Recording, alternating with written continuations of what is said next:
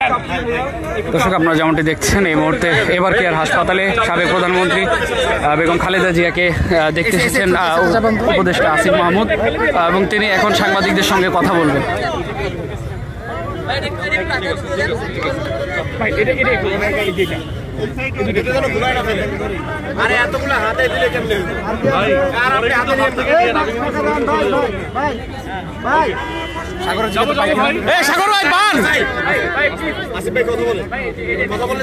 জি জি ভাই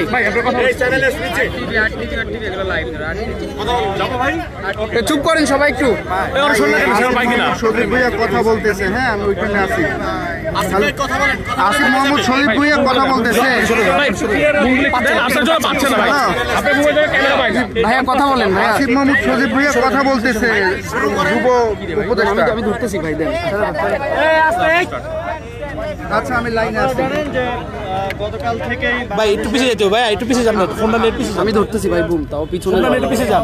হয়েছিল গতকাল রাতে সবাই ভয় পেয়েছিল যে পিছিয়ে যান কি হয়। তবে আমি এসেছিলাম খোঁজ খবর নিতে মেডিকেল বোর্ডের প্রধান সহ আরও দেখা হয়েছে, কথা হয়েছে।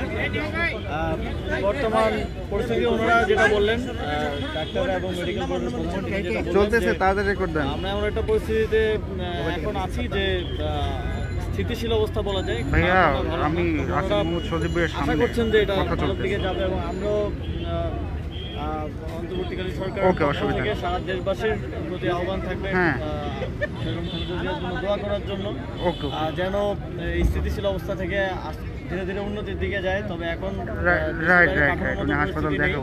ট্রাভেল করার মতো পরিস্থিতি নেই। তবে ওনারা আশা করছেন যে যদি শারীরিক অবস্থার উন্নতি ঘটে তাহলে ট্রাভেল দেশের বাইরে নিয়ে যাওয়া হবে।